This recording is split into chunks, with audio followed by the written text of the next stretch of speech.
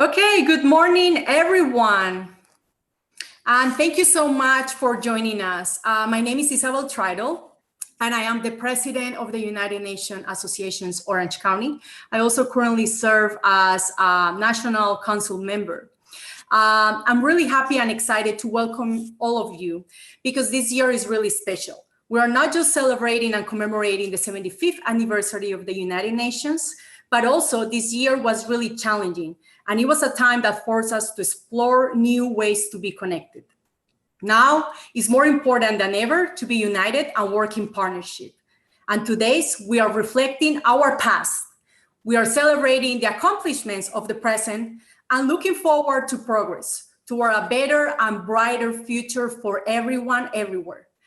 I want to introduce my co-host from today, Dave Rice, who is the Vice President and Co-Chair of Council of Organizations, Joy Adams, who is the Co-Chair of Council of Organizations and also the Co-Chair for UN Women Affinity Group, and finally, Grady Tarpley, who is the Treasurer and the Chapter, and also he's the Treasurer for the Division.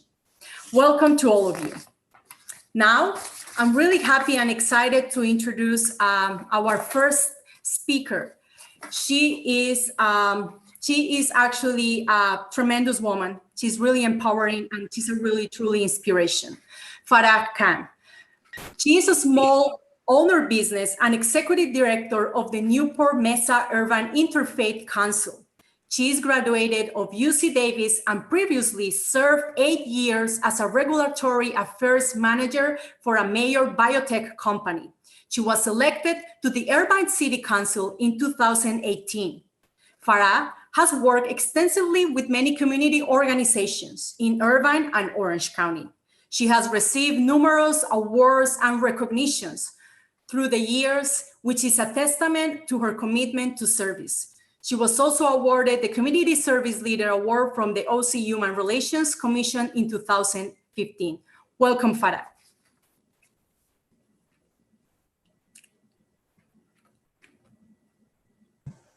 Thank you so much. It's such an honor to be here with everyone today.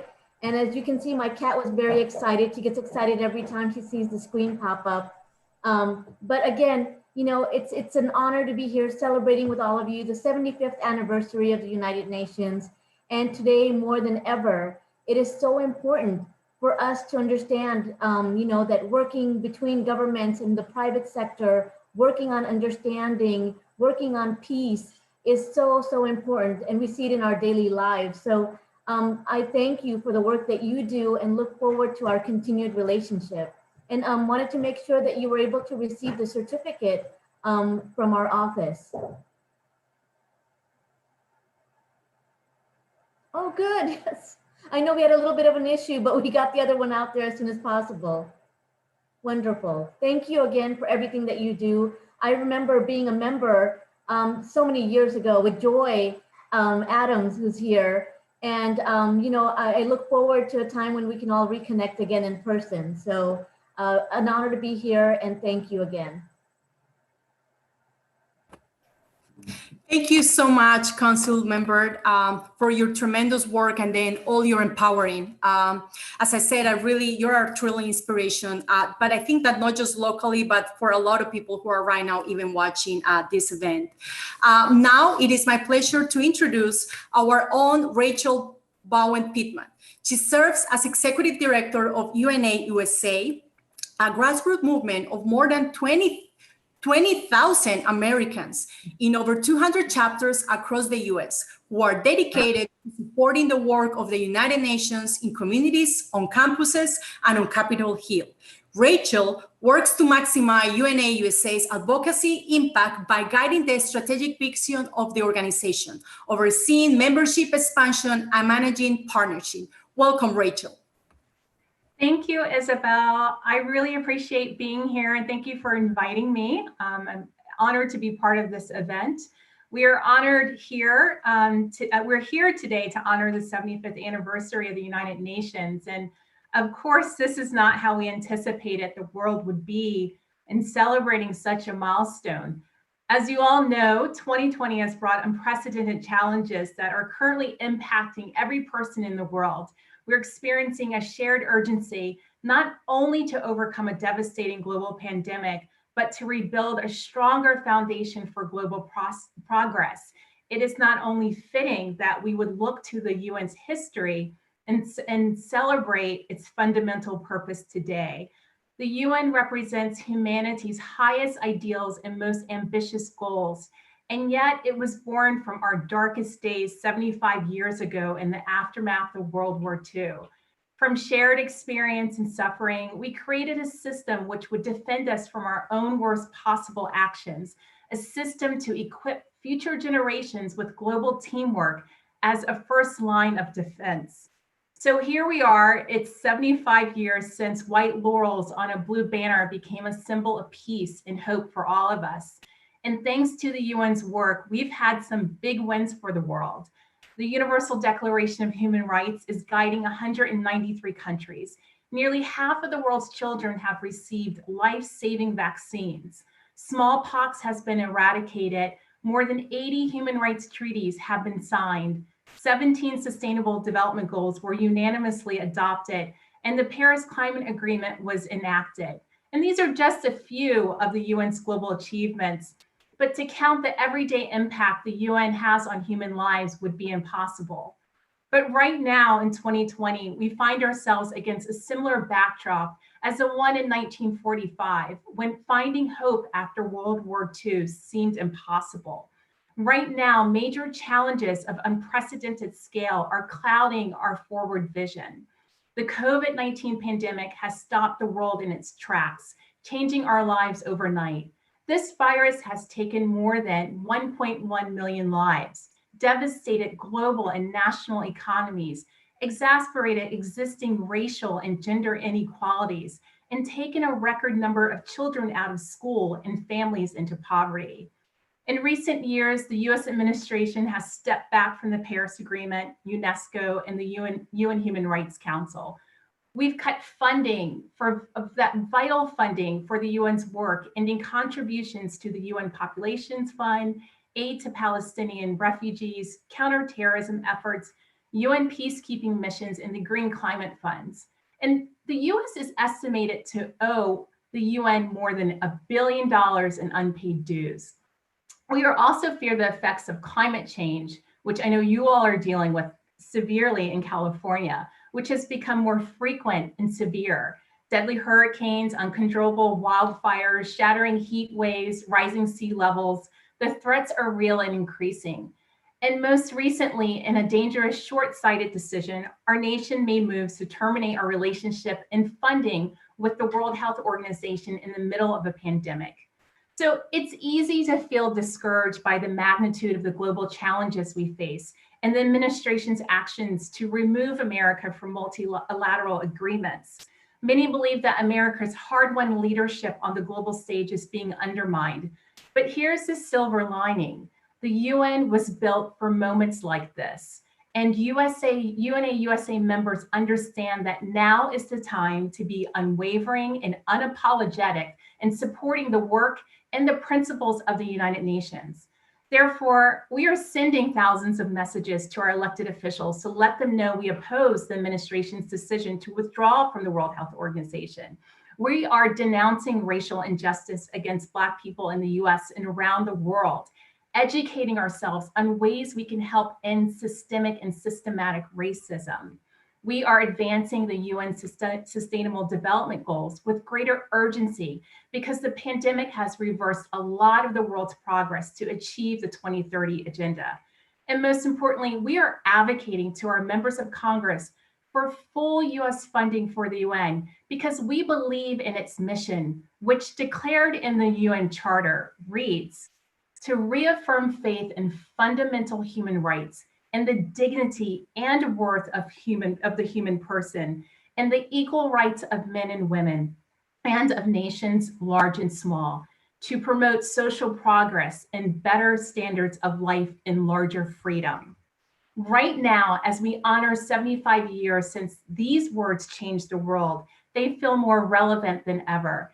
And now we must continue our work towards progress, which will be realized For example, when Black Americans feel safe and respected in their own country, when we save succeeding generations from the effects of climate change, when human rights are guaranteed for every person, no matter where they live, how they worship, what they look like, or who they love.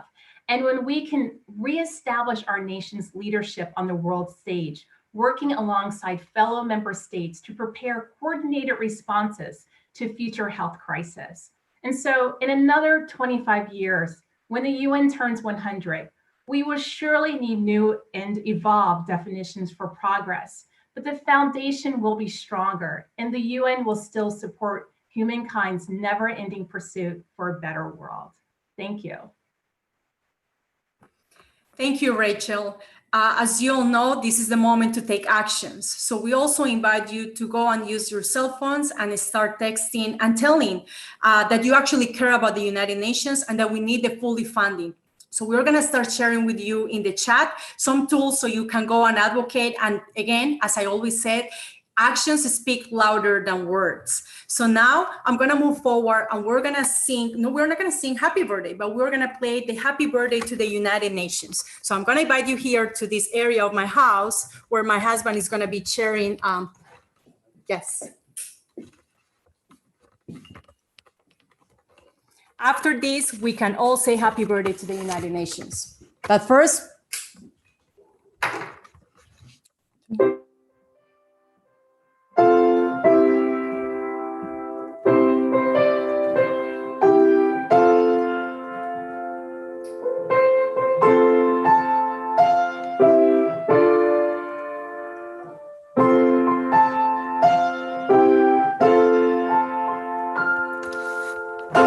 thanks, Mike. So now a way of that we can do it is that we can actually also say happy birthday, but I'm gonna count to 3 because I know we have a delay. We have people in DC, we have people in other areas, and we have different internet connections. So by the time I said 1, 2, 3, all of us, we're gonna say to the unisono, happy birthday, United Nations. 1, 2, and 3. Happy birthday, United Nations. Great. This is the beauty of internet and being connected. We're finding new ways to celebrate. This is a milestone, so we really have to do this. We really need to celebrate that it's been 75 years of bringing countries and bringing people together. So now I'm gonna introduce Grady, who's actually gonna play for us the video of our of United Nations. We can actually reflect on the past, present, to think about the future. Thanks, Issa. I really appreciate that. Hi, everyone. My name is Grady Tarpley, and I'm Orange County's treasurer. And I'm really happy to be here today to celebrate the history of the United Nations. I know, as several board members know, I was big on making sure that we look back at those 75 years and seeing what we've really accomplished within that time period and where we can go from there. So as Rachel stated, in 1945, the Earth found itself in a vehement state, a planet and world where nature and humanity had passed their extremes. Everything had been changed where we had pushed, whether in the devastating split of the atom, the violence of modern war, or the indescribable pinnacle of genocidal tragedy. A new approach was needed. In the wake of the Allied victory and the dawn of the post-colonial era, the nations of the world came together and realized that if a serious attempt at unity was not achieved, what they had just overcome could soon overwhelm them again. Here is what they found.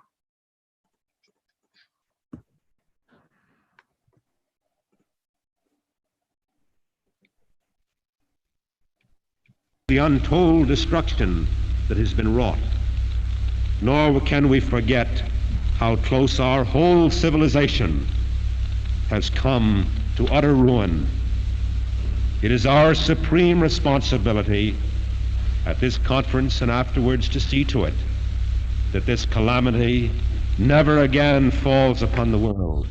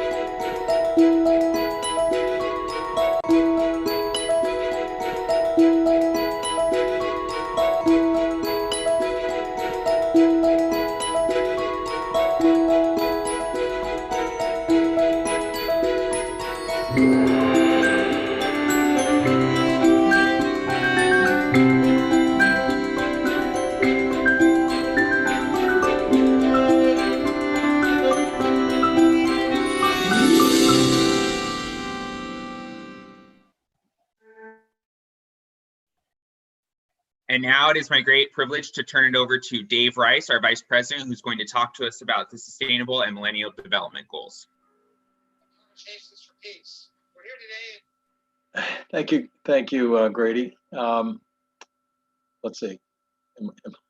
I'm not showing that I'm on, but as you just saw in the video, you know, when the UN got formed, the purpose really initially was to prevent future wars. The purpose was to enable a way to have diplomacy for countries to come together and to solve our problems. But also created, one of the key agencies was the Economic and Social Council. And the purpose of the Economic and Social Council was to try and address in a meaningful way the many issues surfacing in the world that were creating much of the unrest. And what we found is that over the years, the importance of the Economic and Social Council has continued to rise. And so in 2000, it was decided that we should actually set some goals for the world. And those goals were set for a 15-year period from 2000 to 2015 called Millennial Goals. The first goal was to end poverty. In that period of time, poverty was reduced in half in the world. And that was due to a huge focus by everybody participating. And there were other goals around hunger and equality and women's rights. And then in 2015, it was decided that we want to continue this movement. And so we established what are called Sustainable Development Goals. Many of you have probably seen the symbol of the 17 Sustainable Development Goals. And we're going to see a video that'll be introducing us to all of this shortly.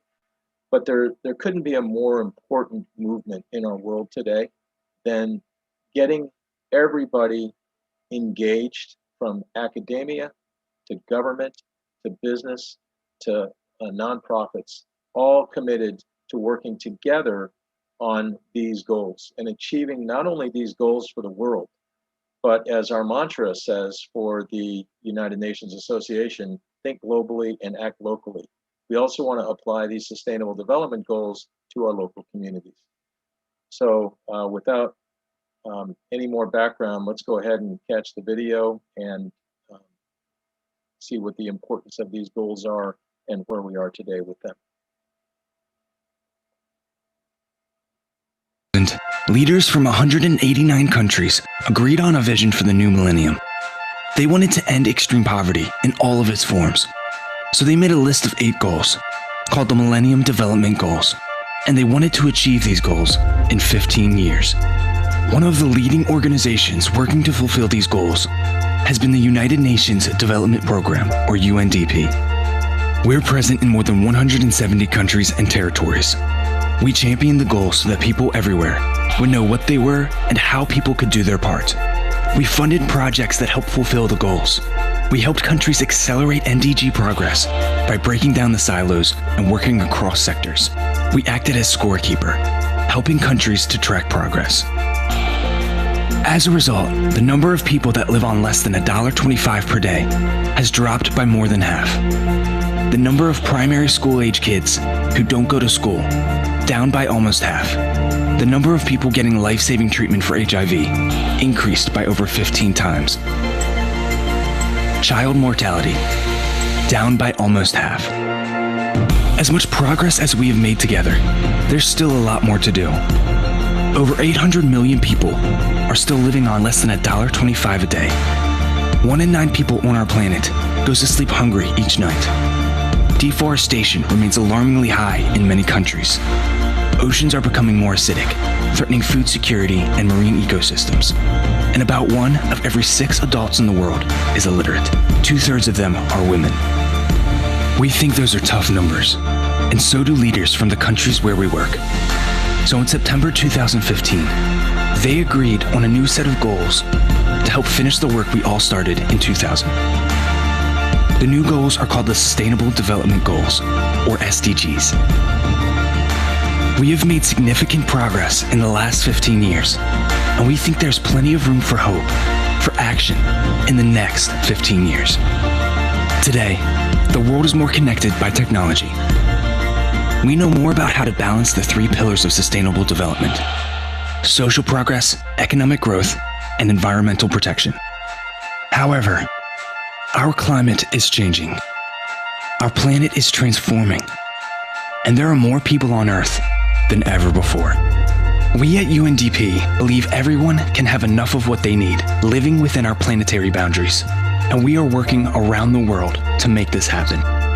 Our goals to reach by 2030 are to eradicate extreme poverty, protect our environment, and much more. UNDP has 50 years of experience working with countries to make this a more prosperous, healthy, inclusive, and sustainable world. Join us.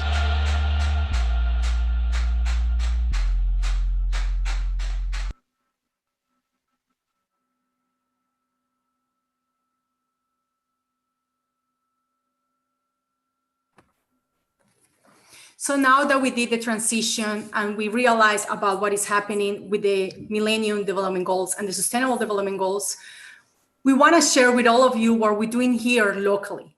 As Dave said, our mantra is to think globally, acting locally. So we want to share with all of you, as I mentioned before, our past, our present, and our future, what we are doing here locally in our community.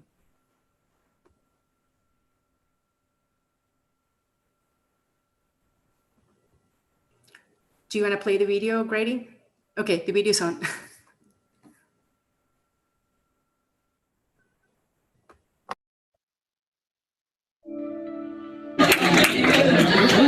Happy birthday to you. Happy birthday to you. Happy birthday, dear Joyce. Happy birthday to you.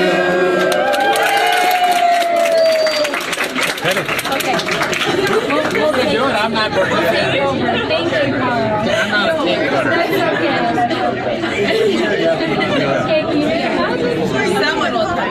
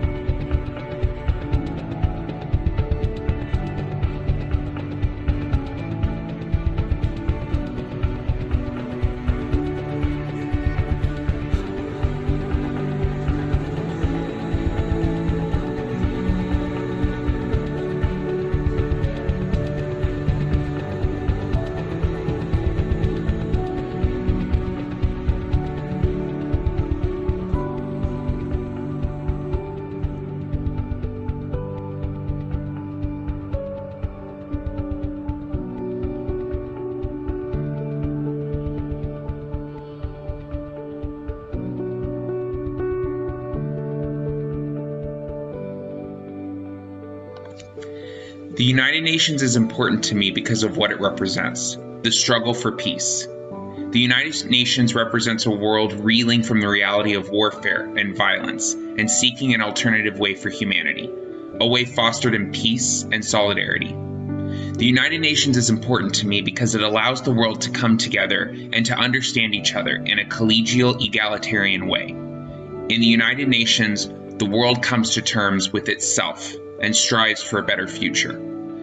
The United Nations is important to me because we've seen the alternative, a world at war, steeped in hate, mistrust, and genuine fear of what nation can do against nation. It is important, now more than ever, that the United Nations receives our support, my support.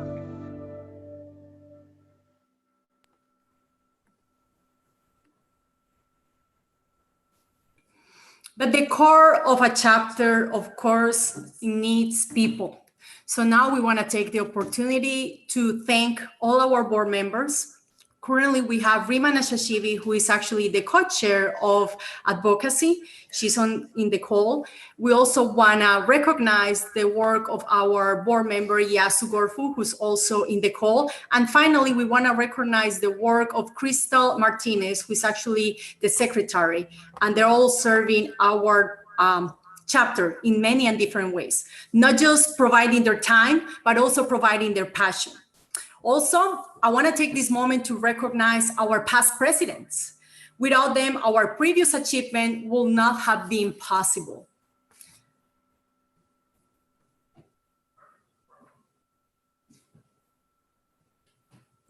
We're waiting for an image. You can recognize them. So I want to recognize Suzanne Darwish, Gary McNanny, Carl Morales, and also Janine Cavada. Their work and contribution, it really means a lot to our chapter. And then all of them, they receive a token for their contribution to UNA Orange County. But also, a president needs a team to work, an exceptional and dedicated team. So now it is my honor to recognize our volunteer of the year, who is Diana Hara. She also received a plaque in recognition for her contribution and her work to our chapter.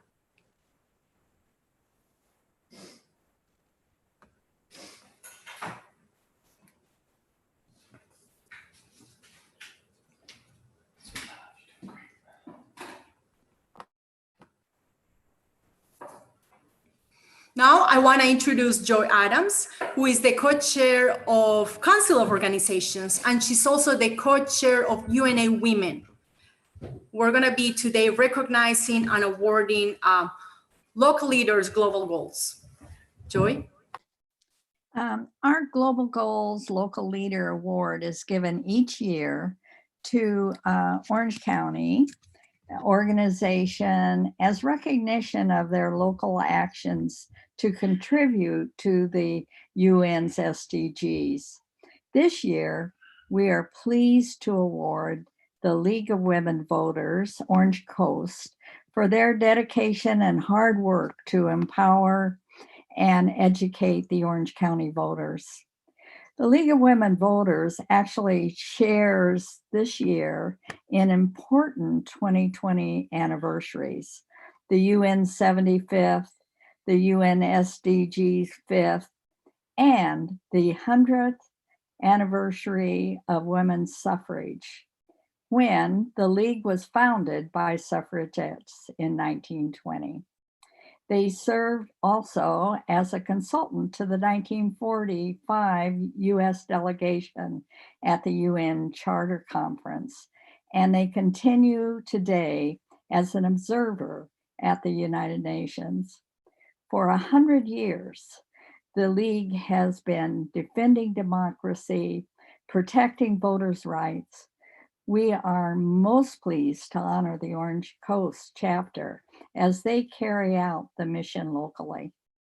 Please join me in congratulating our 2020 Local Leader Award and welcome Kathleen Montgomery, Director of International Relations, to accept the award on behalf of the League of Women Voters, Orange Coast. Welcome, Kathleen. Thank you for all of your organization's work for us. Thanks, Joy, so much. I really appreciate that lovely introduction. And I just have a few comments I'd like to share. And first, I'm so very proud to accept this award on behalf of the League of Women Voters of Orange Coast. We're truly honored to have been selected, especially this year. As you mentioned, it's a milestone year for both the United Nations and the League of Women Voters. Not only is it the 75th anniversary of the UN, which brings us here today, but it's also the 100th anniversary of the League of Women Voters, and not coincidentally, the 100th anniversary of the ratification of the 19th Amendment to the US Constitution, guaranteeing women the right to vote. So I think in this, as you're doing the theme of this year's gala, in this monumental year, in the midst of a global pandemic, when stress levels are high everywhere we turn, it's really encouraging to have an event like yours today, to take a step back from the current situation and remind ourselves how far we've come and reflect on the partners with whom we've worked along the way. And as you mentioned, Joy, one of the enduring partnerships is between the League of Women Voters and the United Nations. We've had a deep and abiding relationship since before the UN came into being. Members of the League of Women Voters are credited with working tirelessly, writing hundreds of letters to various congresspeople around the country to raise public support for the nascent United Nations in the waning days of World War II. And in a sign of his appreciation for the support, President Truman named the League of Women Voters as one of the first NGOs to serve as United Nations Observer Organization, and we're delighted that this role continues today. And consistent with the mission of the League of Women Voters to protect democracy and empower voters, it's not surprising that our League leaders had an influential voice in the drafting of the Universal Declaration of Human Rights, which has been mentioned earlier today. One of the very first proclamations from the United Nations in 1948. This aspirational document set forth a common standard of achievement for the human rights of all peoples across the globe. It's widely translated and forms the foundation for the many subsequent United Nations conventions and treaties, but it also forms a foundation for the principles and the priorities of the League of Women Voters. And while the work at the national and even international levels is vital, it's work at the local grassroots level that moves our missions forward, both for your organization and ours. And that's why it's so meaningful for us to receive the Local Leader Global Goals Award. And I'd also like to just close that it's so nice to see that there is a healthy membership overlap between our Coast League and the UNA of Orange County, with members from the two organizations often participating in activities together. So receiving a recognition like this award reaffirms our joint commitment to continue our work for peace, human rights, and equality on a healthy planet. So from all of us at the League of Women Voters of Orange Coast, thank you. Thank you very much.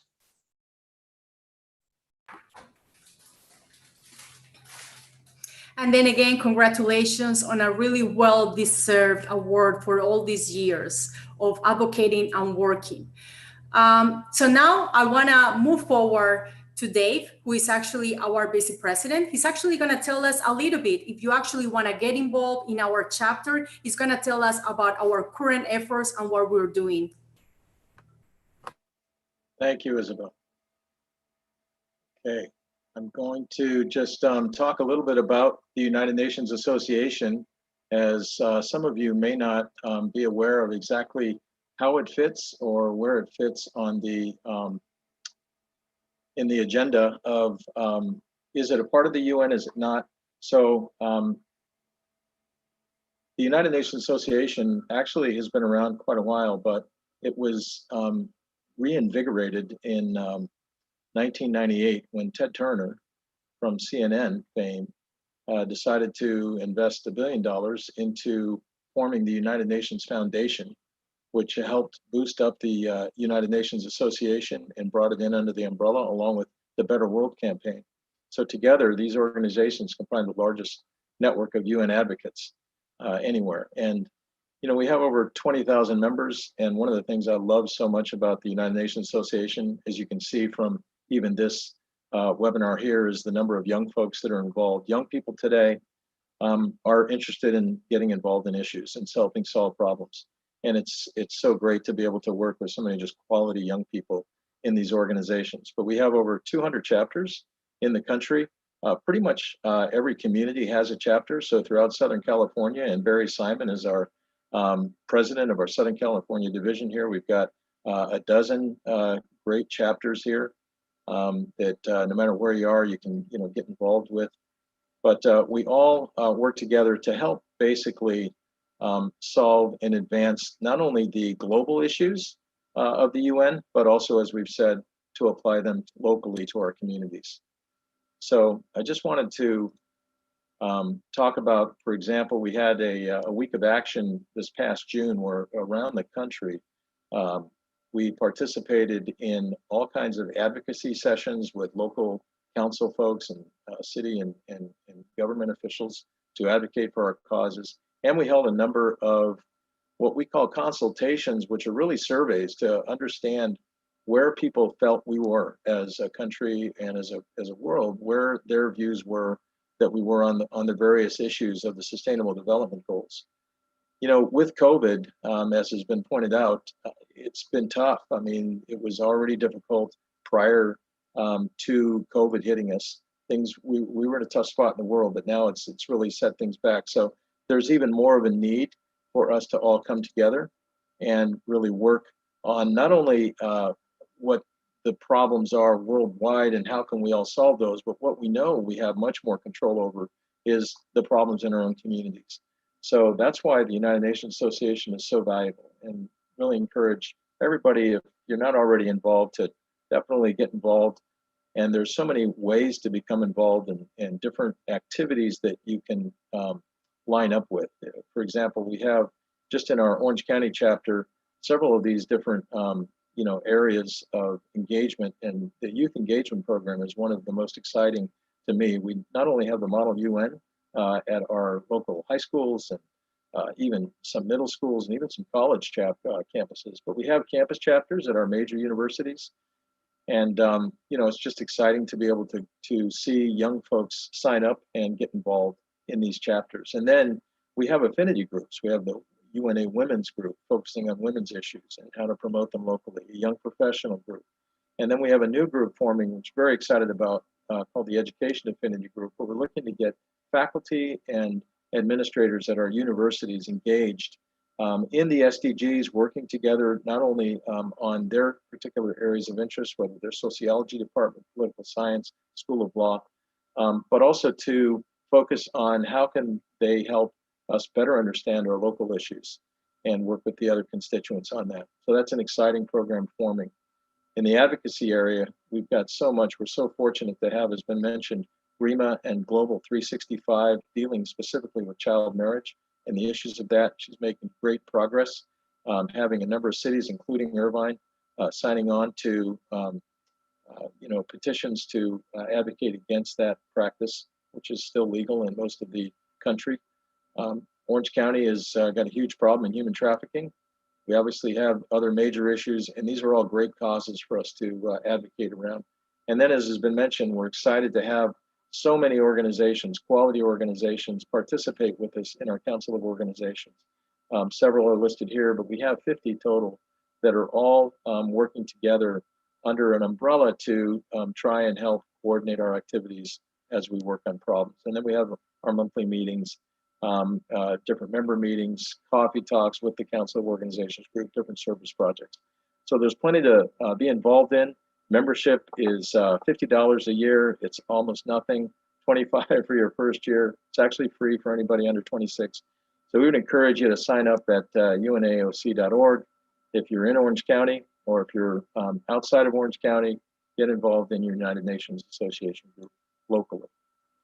The last thing that I'll just talk about what our vision is locally and where our goal is to actually help work with these different constituencies, academia, county government, city government, business, and local charities to better identify exactly what our top issues are and how can we put programs together more effectively to go work on these programs. And then we want to set metrics similar to the Sustainable Development Goal concept, where we are actually trying to move the bar forward. And this is a program that excitingly is starting to be adopted by cities in our country. It first was adopted by New York 3 years ago. Los Angeles has adopted it. San Diego has recently adopted the SDG framework. We're looking to get our local cities here in Orange County to also adopt it in the county agency. So these are things that we're all excited about from a local chapter perspective, and again, encourage you to get involved. So thanks very much. I'll turn it back over to you, Grady.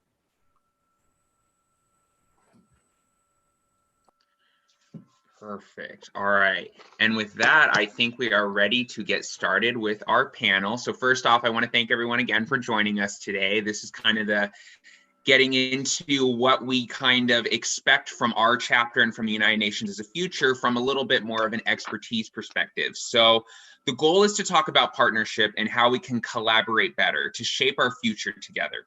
The program will hopefully kind of go over today where we see ourselves moving forward.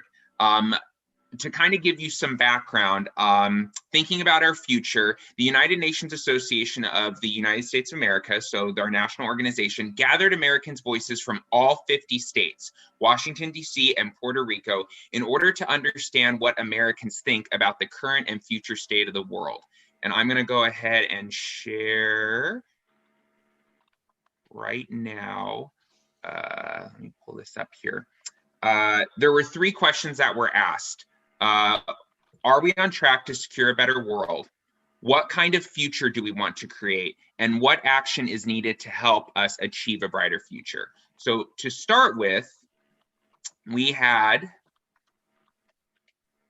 77% expect a worse world based on current trends. So obviously, given the current situation, that's a lot for us to try and overcome. What is it that it's going to take to help overcome those somewhat dire expectations?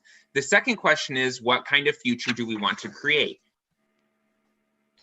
Almost half of the consultations, as you can see, reported that these 4 SDGs were key in order for us to be able to overcome those issues in the future. So focusing on quality education, reduced inequalities, climate action, peace, justice, and strong institutions.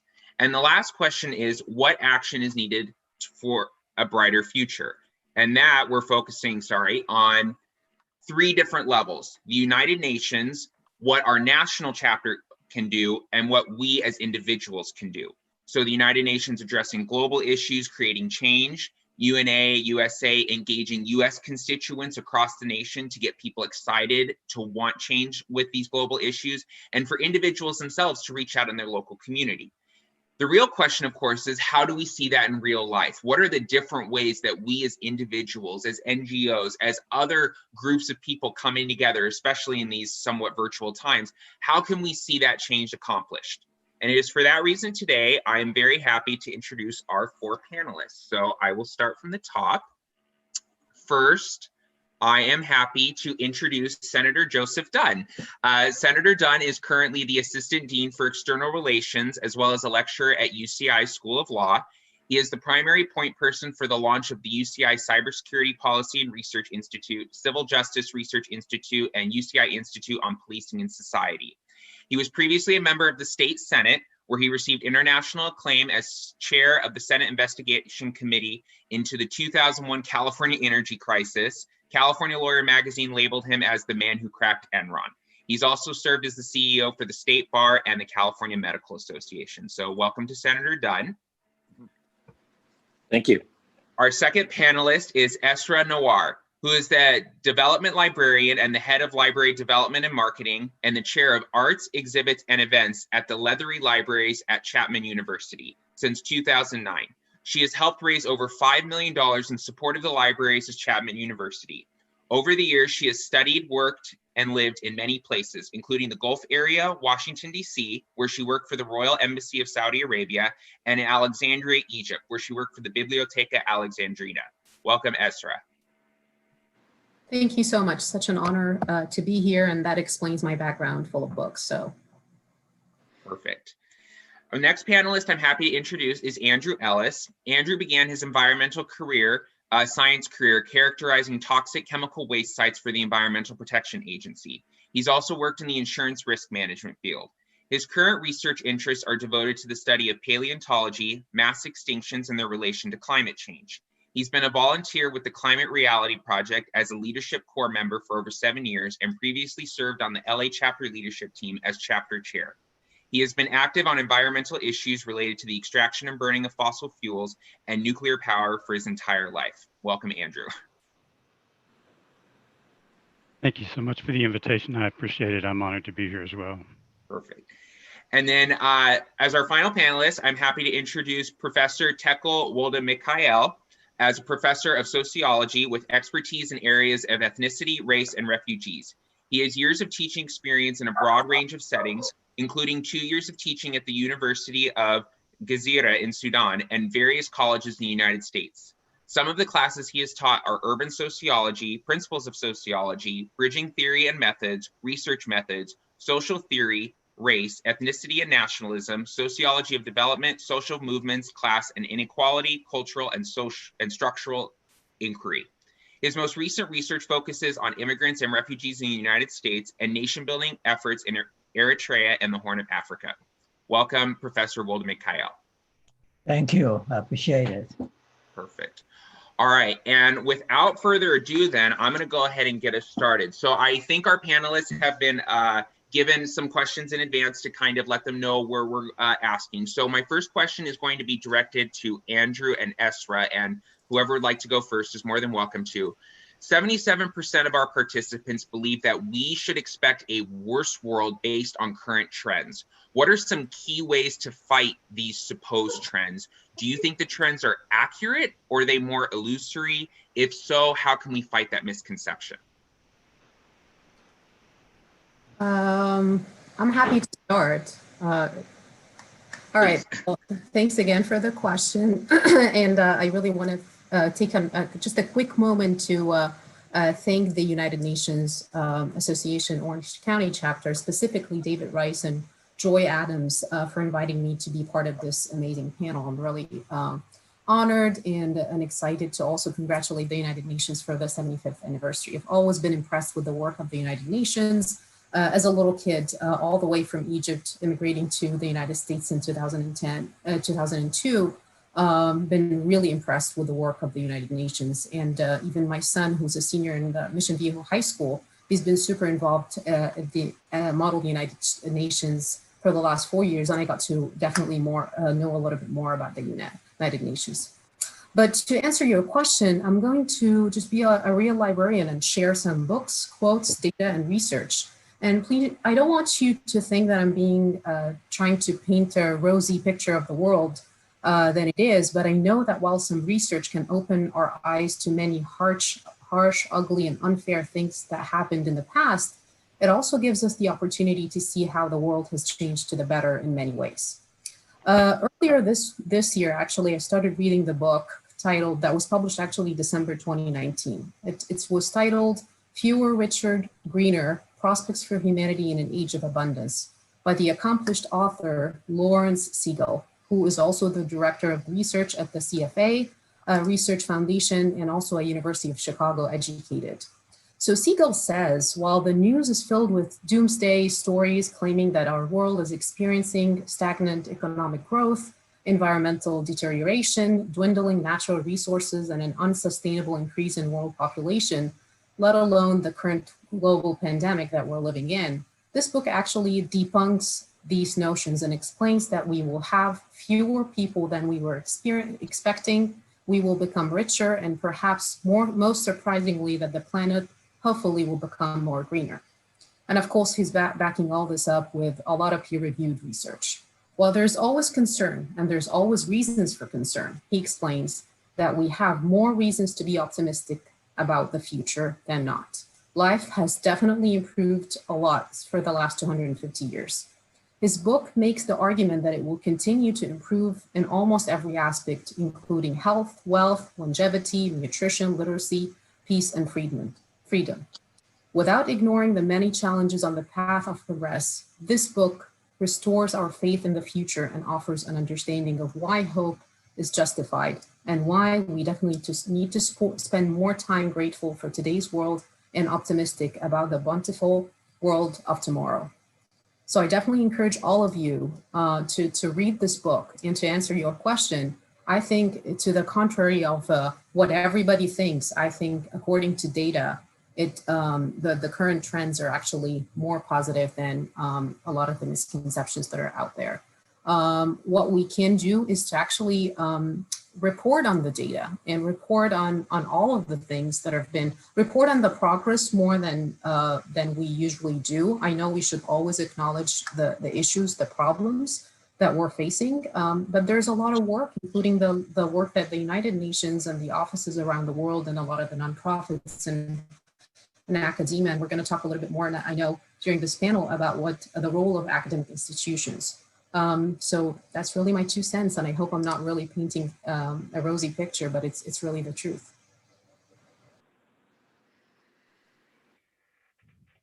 I think what I'd like to say in answer to that question is that we are making progress. I think if 77% are have the opinion that it's going to be a worse world, our job is then to take those 75% and change their mindset.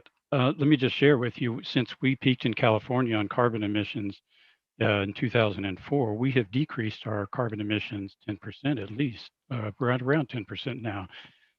So we are making quite a bit of progress. And those who are expecting a worse world, if we have a large segment of the planet that is pessimistic, our job is to change that direction and give them the optimism. If we work on protecting the most important resources we have to remove carbon from the atmosphere, which is our oceans, I think we can make progress. And if we communicate that message of protection and environmental stewardship to the 77%, I think we will be ahead of the game. And we have turned the exponential emissions in carbon to the level it off now, and we've got some extra emissions just for the last 2 or 3 years, but it's been good news, and I want to share that good news. And it's our job to be optimistic and to communicate this optimism.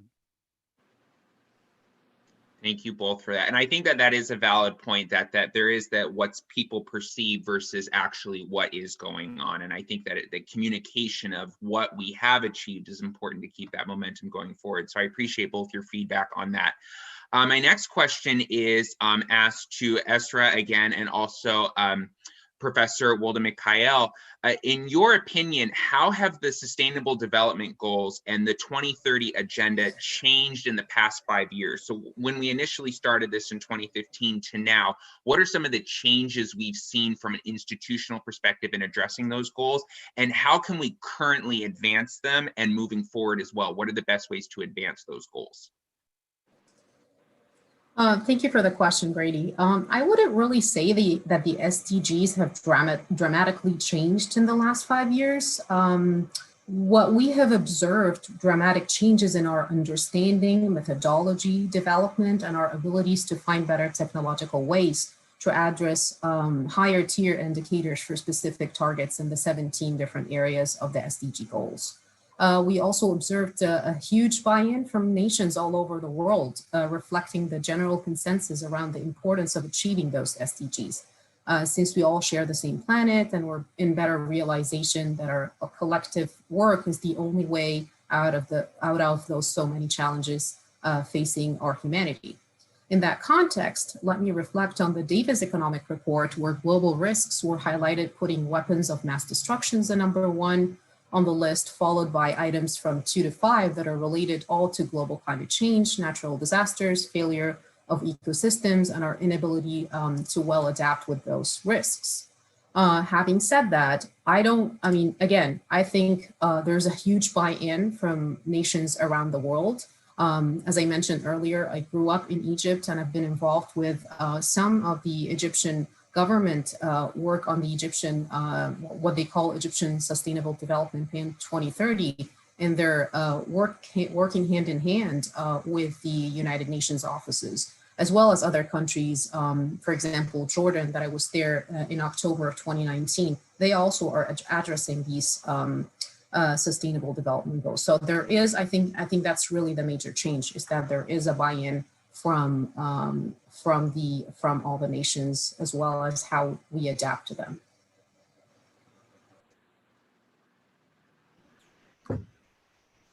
Oh, hi. I believe that the SDG, a lot of the plan, a lot of achievement has been done. 1 billion people have been lifted out of poverty since 1990. The child mortality has been halved, and a lot of children are now surviving. The primary school children are growing, and almost the largest percentage of children are now going to school. AIDS and HIV has been reduced by 40%. So there's a lot of legacy and there's a lot of achievement made. What I want to talk about is really something that I have been thinking about. First of all, I want to say about UN is that my wife and I got married at the UN chapel in New York in 1980. And it's very important to us, very special meaning to us that we got married at the UN chapel. And what I want to say, the second point I want to say is that we really have a new global issue, which the UN didn't anticipate, and that is the coronavirus pandemic. We have 42 million people right now worldwide that are infected by it, and we have 1,145,739 deaths. That's huge. And then in the United States, only 8.5 million cases infected. And we have 224,000 deaths and still going. As of today, just today, 83,000 people were reported infected in the United States. So we have really new things that are confronting us. And so all of it comes down to, I think there's a person who works on, Andrew Ellis, I think, on climate change. I think that's really the core, and we need to go there, all of us together, and try to solve it. And I think we need to work on that for the future in 2030 and beyond. And I think everything will be integrated. Everything will be fitting in if we focus on the climate change. It is really not going to be sustainable, the world we live in. So what I did was I looked at the Scientific American issue of a couple of years ago, 2007. So I will quickly, I don't want to take too much time, but they have very specific, and all of us can be involved in this solution. It's not beyond us, and it's really not first world, third world, Africa, Asia, Latin America versus US and Europe. It is really everybody can be involved in this. One is fossil we should go for fossil fuel. Fossil fuel is the main problem. We can eliminate burning coal, oil, and eventually natural gas. Oil is really the main culprit in this, and we need to do something about it. Upgrade our infrastructure. That is, it's contributing to the greenhouse emission is huge, and 43% the United States alone contributes to it. And we can do something about that. Number three is we need to move closer to work. Transportation is one of the great leader in greenhouse gas emission, and US and Europe and the rest of the world are really contributing hugely, and we need to do less. Consume less, we need to consume less. It's easy, doable, and greenhouse emission is simply to buy less stuff and forgo automobile and use reusable grocery sacks. Sacks are one of the ones we have adopted. All of us have adopted it, and it can be done even more. Be efficient in what we do. We can make things simpler rather than bigger and more expensive. We can just be efficient and energy efficient, gas efficient, driving, our cars, everything can be efficient. We can eat smart. We can all go vegetarian, which is a good idea, and be healthy. Stop, because that's also good for the environment. Stop cutting down trees. There are 33 million acres of forest cut down so far, and it's going on. And we need to preserve our surrounding. We need to unplug, our electricity. We can use less energy. Television and all our equipments are costing us a lot of resources. We need to have smaller families, children. I know it's not acceptable to a lot of people, but I think we are 6.6 billion people, and it's not sustainable what we're doing. The fuel, future fuel should be replace the fossil fuel. We need to do more energy and use electric cars and encourage all kinds of things that will lead us to sustainable life in the future. By 2030, we should be doing that, and we can achieve it. And we need new goals and a different kind of goals than the ones that were said before, because the problems we're facing are different.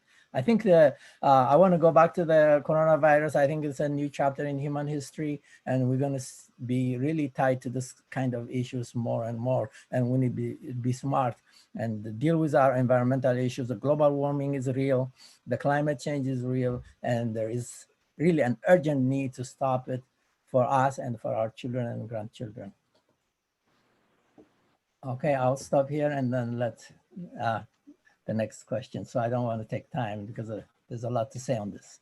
No worries. No, we appreciate both those responses. I think that's a good perspective to have in mind, that over the past 5 years, especially, there have been more people who have been aware of what the SDGs are in the 2030 agenda, and that people are starting to go onto it more. But that this year, especially, I think 2020 can maybe arguably go down as one of the most interesting years we've had in a while, that maybe there's a chance for that reassessment, especially given the effects of the pandemic and that it's had on our institutions as a whole, the way that we all think as a society. It is important that those goals are continuously reassessed as we move forward. My next question is to Senator Dunn and to Andrew. I'm going to kind of combine a little bit here. What are the most critical changes, and I guess kind of tied into that, what is the biggest hurdle in making those changes as we advance towards this agenda and ultimately trying to push for that better future? I guess, what are kind of some of those critical changes that need to be made, and what's blocking us from making those changes? Great question, Grady. I'll take a first shot and then let Andrew step in. And good afternoon, everybody. I think it's afternoon. I'm not sure yet. And hi to many of my friends like Rima, and I know Farah had to leave, and others that are on our Zoom call here.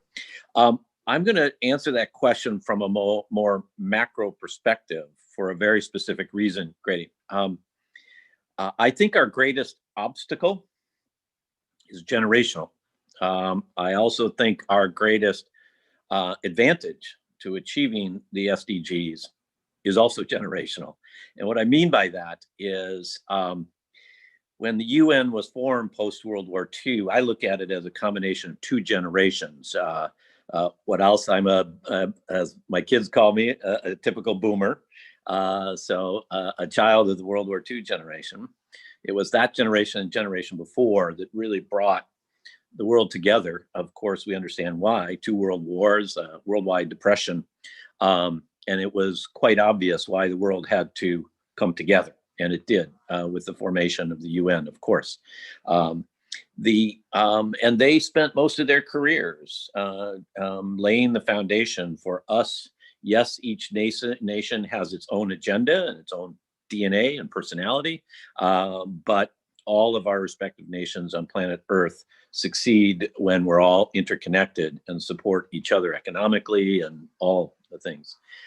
The unfortunate thing is I'm very critical of my generation. I don't think history will be kind to it.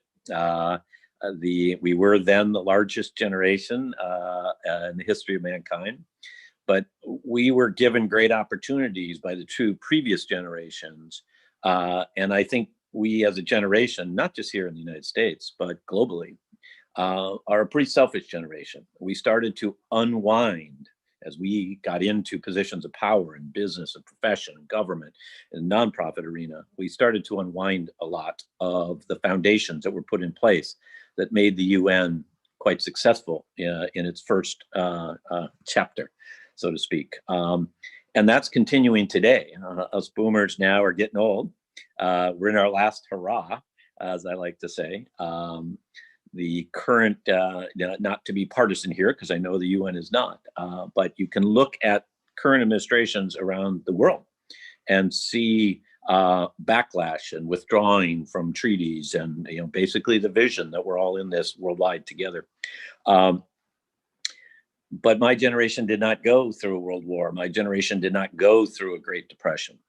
Unfortunately, what we have left in that generational selfishness is an immensely challenging future for our kids, starting with the millennial generation, which has now supplanted the baby boomer generation as the largest in the history of mankind.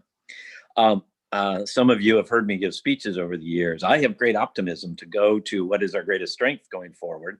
Grady, to get to the second half of your question, is I actually think our greatest strength is the millennial generation, because we have saddled them with a different set of challenges that the World War II generation faced, devastated economies from World War and all that the consequences of that.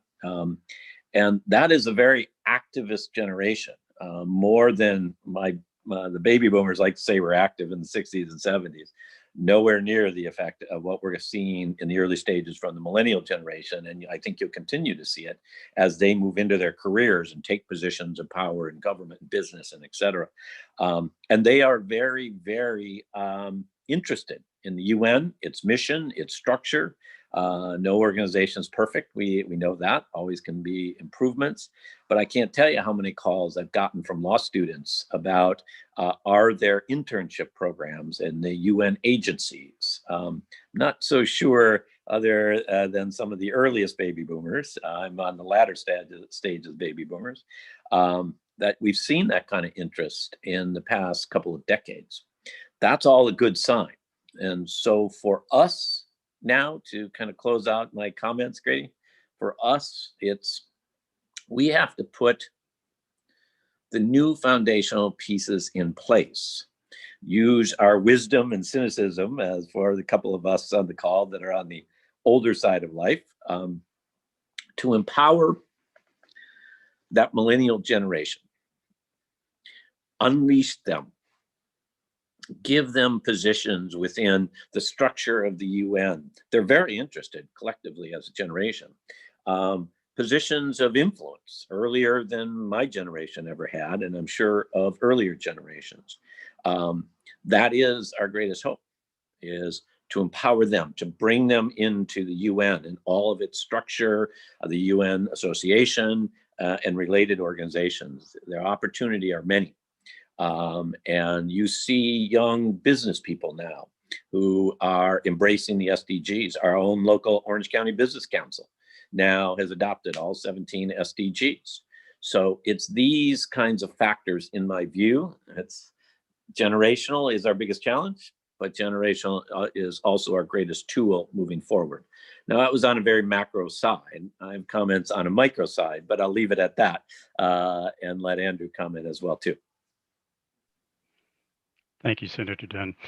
I think what I'd like to do is just briefly summarize what the challenges are, what the most important things are. So we're putting carbon dioxide into the atmosphere and poisoning the ocean.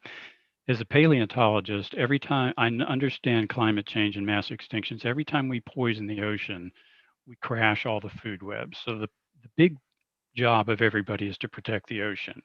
So our greatest challenges there is to quit putting carbon dioxide into the atmosphere. And the way to do that is to work on fossil fuels, because that's almost 85% of the problem. The frozen methane hydrates at the bottom of the ocean and the Arctic are there, and we can't do anything. That's 15% of, if those methane hydrates melt, that methane will get into the atmosphere, and it's very reactive, much more than carbon dioxide. But the big problem is to prevent carbon from getting into the atmosphere. That requires to decarbonize the economy and the society, the planets, all the countries have to do this. Now, let me say the biggest obstacle to doing this is there's entrenched interests that have investments in the fossil fuel. This is all over the planet. And so what we have is, when we have these large weather events and climate change, sea level rise, that's going to create migrations of large populations of people. And that's going to drive governments into a much more protective mode, which will prevent the legislative activity that we need to do to solve this climate crisis. So the biggest, the most important thing is to protect the oceans by working on fossil fuels. And the biggest challenge to that is this climate migration that is going to happen as a result. So we need to work on both problems: protect the migrants and protect the atmosphere and protect the ocean ultimately. And I appreciate both your feedbacks on that. And it's an interesting tie-in with the generational, and especially I know kind of an impact and understanding on the environment. I know sometimes, or I don't want to say, every statistician might yell at me at correlation and causation, but I'm sure there's definitely a relationship between those new attitudes and seeing the impacts that we're having both socially and environmentally and kind of tying that all in together. So I do appreciate that. This next question I'm actually going to open up to all of our panelists, and so whoever would like to go first can. It's kind of a little bit of your time to tell, I guess. How are you or the institution you're with, the research you're doing, who you're partnered with, who you've worked for, et cetera, what is that doing to address the Sustainable Development Goals, address those UN goals, and see them executed on a local scale? Yeah, I'm happy to start, Grady. Okay, this is a great question that I've been thinking about quite a bit for the last couple of days since I received the questions. And I have to start by saying that I feel extremely lucky to be part of an institution like Chapman University, represented today actually with myself, the other professor on the panel, as well from the law school, as well as Jenny McNanny, who was also recognized for her work with the United Nations Orange County chapter. So that by itself speaks to Chapman's commitment to the United Nations goals.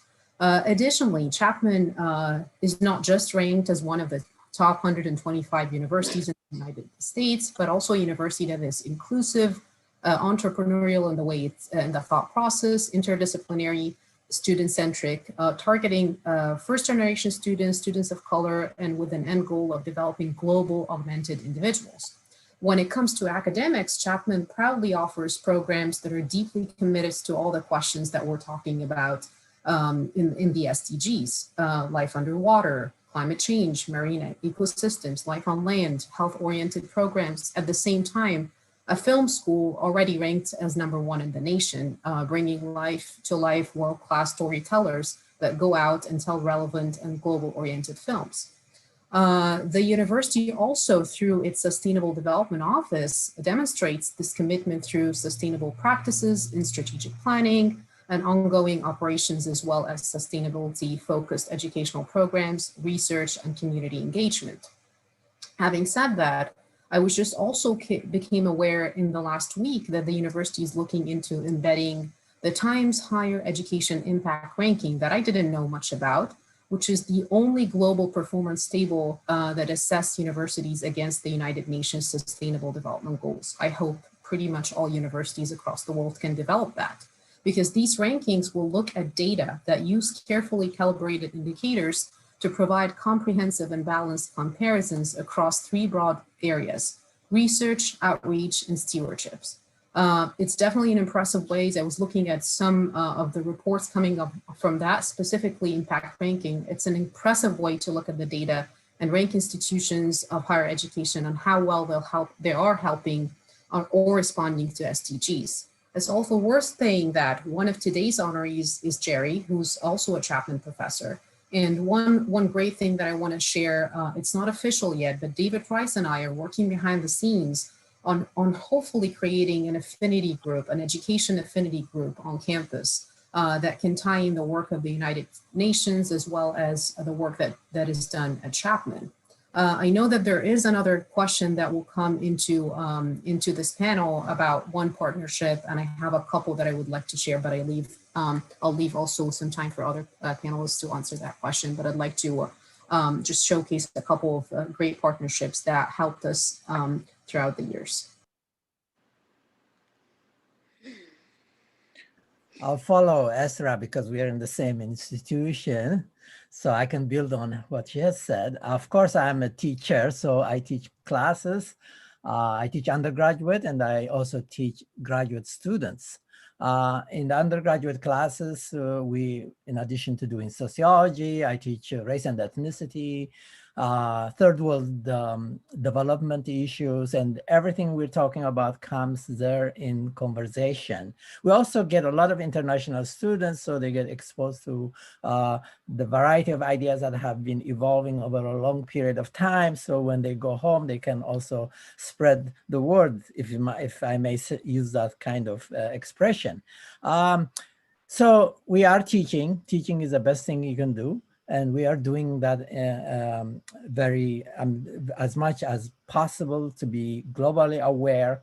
I myself been, working on global issues. Myself been displaced by global issues, war and refugees and famine in the Horn of Africa. And I study refugees as well that are going to Europe.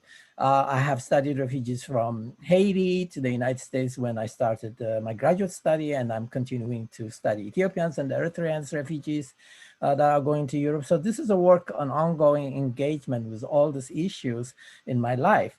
So that's the second point. The third point, I teach in a graduate study, and in the graduate study we have a course called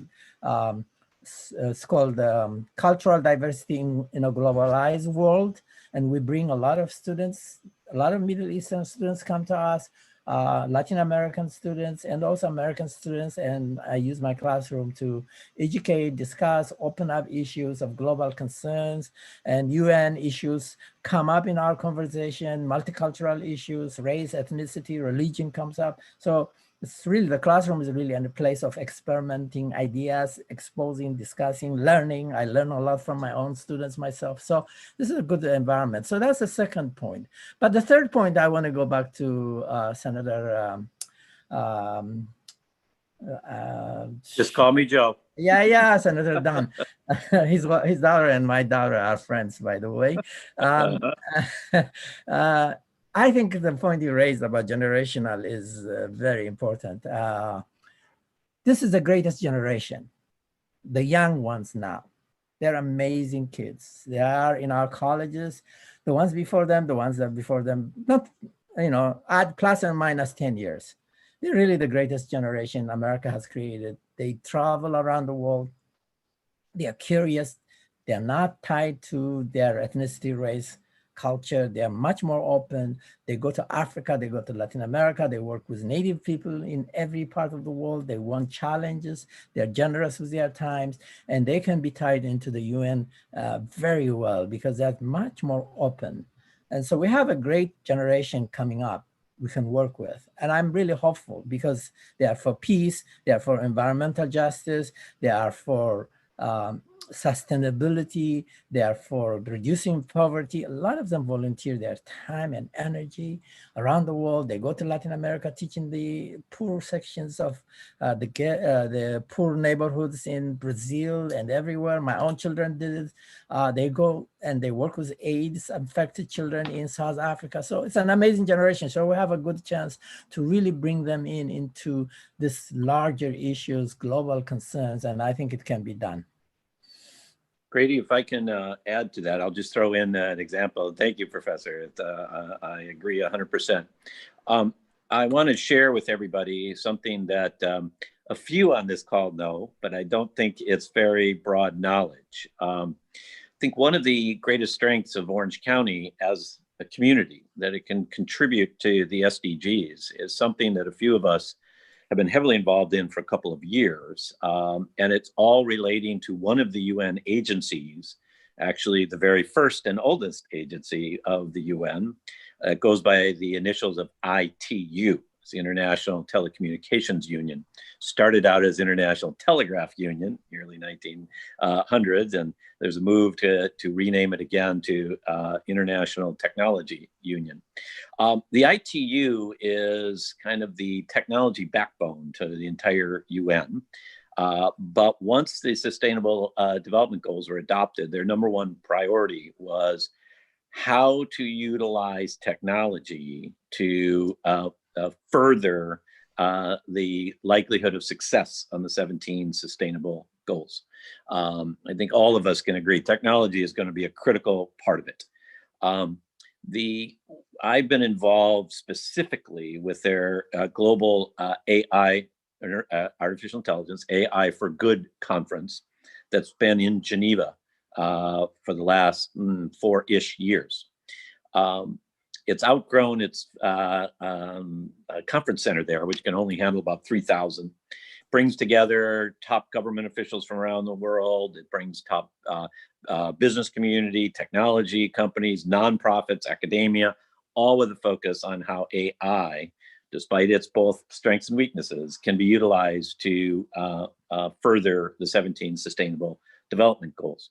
I share this because there was a small group of us who've been involved with it for a while. As Rima knows, I've been heavily involved in building AI platforms to stop the sexual abuse of children on a global basis. I give you all this background because for those who are not aware, we started an effort almost 2 years ago, a year and a half ago, as the UN looked for a new home for their AI for Good conference, that they ought to look right here at Orange County, California, specifically the Anaheim Convention Center, which most people don't know is the largest one west of the Mississippi. Bigger than LA's Convention Center by far, and et cetera. And of course, for travelers, Disneyland, albeit closed right now, it's right across the street. So we brought a lot of the power brokers of Orange County together, business, government, otherwise, to see if we could convince the UN to look at Anaheim as a potential new home for the AI for Good conference. Because the last one that occurred in person obviously wasn't, or it's usually in May. It was May of 2019, and there were about 3,200 attendees, but 7,000 to 8,000 tried to apply to attend. They made the decision early last fall that they're moving it to Anaheim. We started negotiations, we picked dates, we signed the initial contracts. We're starting the planning for it to be in the fall of right now, 2020. Then COVID hit. The AI for Good conference now is tentatively planned. There's been no public pronouncement yet because it's all about COVID. Is to have the AI for Good conference at the Anaheim Convention Center in November of next year. There are about 25 tracks, all tracking issues relating to the SDGs, environment, health, et cetera. Our law school is the co-sponsor at UCI of the Law and Justice track that's looking at the use of AI to provide justice and legal representation on a worldwide basis. Which the only way we're going to accomplish that is through technology, sadly. This is a huge advantage for Orange County, and it's one that I think the UNA can have a very, very critical part of, and really highlight our role here in Orange County and our strengths as Orange County in assisting globally the accomplishment of the 17 SDGs. We all know, regardless what our politics are, one of our greatest strengths of our local economy is technology. We're one of the leading areas of the world in the development of technology. Let's tap into that. And that's why we went after the AI for Good conference. They're expecting probably 20 to 25,000 from around the world to attend. Lots of opportunities for student groups, universities, businesses. The focus of the conference is not about Southern California. It's a global conference. So we have to make sure that it has that focus. But we can always slip in all the stuff we do here in Orange County and all the folks and organizations that have been involved and connected to UNA. So, Grady, I'll stop there. I think I'll just mention a little bit about the Climate Reality Project Orange County chapter as an introduction. First of all, the Climate Reality Project was formed by former Vice President Al Gore in 2006. And since that time, he's trained 40,000 climate leaders to talk about the subject of climate change all over their communities. In 2017, we put together a chapters format to all of our local, so we would form in local chapters. And I've helped the Los Angeles chapter, but I also helped the Climate Reality Project Orange County chapter get put together. And it's a large chapter of people who do slideshows and talk about this subject. So we are all over the planet, 40,000 people talking about this subject of climate change. Mr. Gore's team puts together this wonderful deck, and you've all seen this at his Inconvenient Truth movies, both of them, the Inconvenient Truth and the sequel. So that's what we do. There's a large organization here in Southern California, in LA as well, over 1,000 members, and then Orange County has a large chapter as well. So we all talk about educating people about the subject of climate change, and if anybody needs our help, it's at climaterealityproject.org, climaterealityproject.org. You can request a presentation. Perfect. No, I appreciate everyone's perspective on every different role that every institution, every NGO, every group of people plays in sort of advancing this agenda and the way that we can get around it. The next questions I'm going to open up. I know Ezra especially wanted to talk about that because we had sent it to her. The relationship that there is between partnership and advancing those goals. So reaching out into the community. I'll open this up to Estra and Senator Dunn and Professor and Andrew, if you have anything that you want to add as well. What is that relationship between partnership and advancing those goals? How key is that to getting something done? Absolutely, and I'm putting my academic hat here, representing academic institutions, and I know many of us here do that as well. But I always say that where I am today is a result of my involvement, work, as well as my degrees from institutes of higher education for the last 15 or 20 years. Higher education should always be the heart and soul of every partnership. It should always be the go-to place when it comes to projects, new ideas, research, and innovation. And I think they're all kind of coming on board with the SDG. There are also a lot of shining examples of fruitful collaborations between universities, industry partners, NGOs, startups. Many ideas from research and universities are put to use through all these collaborations. The only way to develop curriculum and instruction models in the universities and deliver the skill set that is crucial for these jobs as well is also coming out of these collaborations. When asked about these collaborations, there's a wonderful senior strategist and professor at London School of Economics. His name is Duncan Green. He talks a lot about the collaboration between NGOs and partnerships in academia. And he says academics and NGOs can work together in partnerships, but must do so earlier and with genuine knowledge exchange. He urged to consider what more can be done to overcome the barriers to collaboration that persist. The case for partnership between NGOs and academia is extremely strong. The only problem is the time scale. NGOs usually focus is extremely urgent, immediate, and often in response to events that are happening worldwide. Academics, as we all know, work in a very different rhythm, both in terms of issues and the way they respond to them. Having said that I'm not saying that there isn't a lot of successful partnerships, and I want to highlight one that I really wanted to mention at least today. There's a partnership between Sequence Foundation, which is a nonprofit at Orange County, headed by Mr. Vicky Singh, who's also on the board of governors at the institution. That started in the Leatherby libraries and actually moved its way up to pretty much all parts of the university. This partnership that started with this NGO that looks at diversity initiatives across campus, as well as promoting a lot of awareness about the impact on Sikh culture, both on campus and around the world. Since this collaborative partnership started 8 years ago, these Sikh initiatives have focused on telling the story of Sikh religion culture through exhibits, lectures, interfaith programs, as well as filmmaking.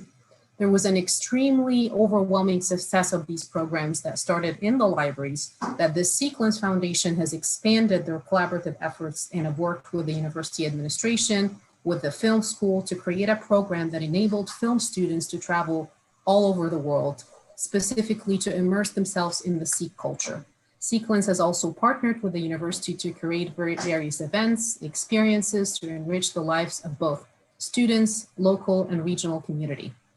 Opportunities included creation of travel courses to India to learn more about the culture, bringing students from India to the United States to also get education, series of Sikh music, dance performances at our new Musku Center for the Arts, an annual dinner for 200 plus international students to make them feel comfortable, a yearly Vaisakhi Sikh New Year celebration, an art exhibit that's displayed at the Leatherby libraries and eventually comes to our institutional repository. This collaborative partnership provides a way for the university to continue its commitment to enriching cultural diversity, inclusion, and also supports its mission for nurturing students to become global citizens, as well as helping our agenda to continue working on our sustainable development goals. On some of them, of course, when it comes to these partnerships. I think I know one of the questions that were asked was about something that has failed. I usually say that we just try to overcome the challenges, because when you see success, when you see the community really excited about the project, when you see other universities wanting to model that specific project as well, and when you see nations that also want to borrow some of our collections that we already developed, which is an extremely unique collection that we have, when you see that this program has actually helped us develop a lot of goals and actually helped us towards our inclusion diversity policies, that's something that we just look at the challenges as an opportunity to just overcome them. Buy-in from senior administrators is always important. That's why working closely with all parts on campus, as well as having the understanding from the NGO that things work in a different way. That was, I hope, I see it on the chat, somebody is sharing information about the SEEK initiatives at Chapman University. I'll do the same as well. I invite all of you for our Sequence Partnership and Film Festival that's coming up November 22nd. Usually it's on campus. Hopefully soon enough we will all be able to actually be together, but this year it's virtual. And I'm just really extremely honored and excited to have been part of that program for the last 8 years. Grady, if I can just add something to the question or to the answers. Yep. Great. My initial reaction to the question, Grady, was my daughter, as a professor knows now, is in her late 20s and very independent minded, as many of the millennials are. And when she was a teenager, and I would say something obvious for a dad, of course, at that time, the common response was, duh. I think the need for partnership kind of falls into that category without the offensiveness of a teenage daughter. I share that because there's nothing about the 17 SDGs that's going to be accomplished by one entity, one nation, doesn't matter. It's only going to be through collaboration, partnerships, et cetera.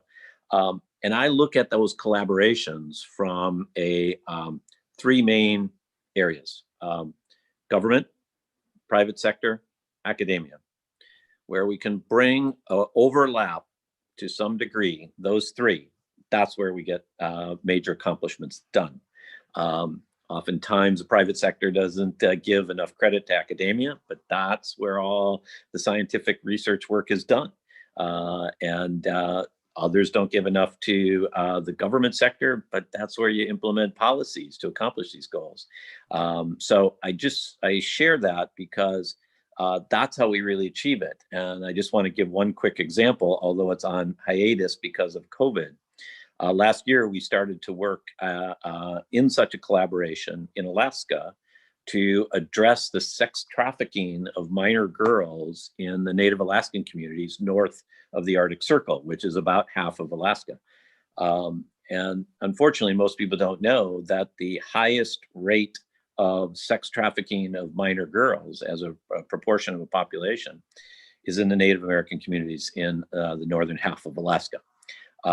International sex traffickers literally flood the area, buy teenage girls from the community leadership, move them into Seattle for training, and then around the world because they market the Native Alaskan teenage girls as exotic on the sex trafficking of minors on a global marketplace and make more dollars, sadly.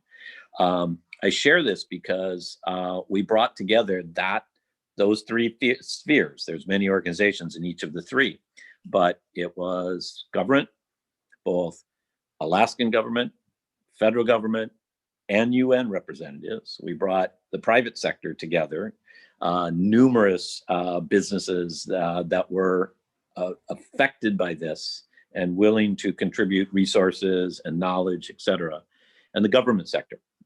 from many, the academic sector, from the University of Alaska, other universities around the world, not just in the United States, to address this with the hope that a solution could be developed to prevent the sex trafficking of Native Alaskan teenage girls north of the Arctic Circle, but develop a approach that can be scaled up and utilized by the UN around the world. That has a lot of promise. We're on hiatus because of COVID, sadly, but it's that sort of approach, that sort of collaboration, that sort of partnership.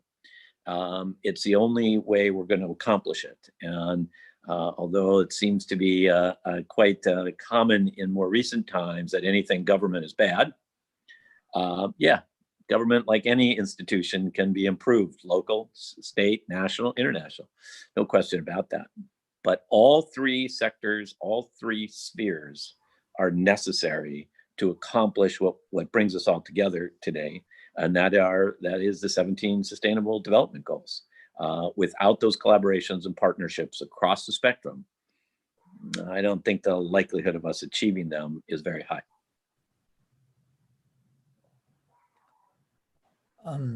What I can add a few words is that our students, when they are volunteering and traveling and connecting with NGOs, a lot of good work is going on to achieve SDG, but I don't think it makes it into the statistics of the UN, or is awareness that this is going on among college students when they are volunteering and working a lot of good work around the world. And so there is a need for, first of all, to find a language. When we're talking about partnership and collaboration, we need to find a language of articulating what the students are doing in their really in the 4 years we have them. They go, some of them go once, most of them go once a year, once in the 4 years. Many of them go twice. Some of them end up going after they graduate. So we need to find a language to say what they're doing and how it can be connected to the UN. That's very important because we don't have a language right now how to say what they're doing, and give them some credit, and maybe certification is needed. The other is find institutional language.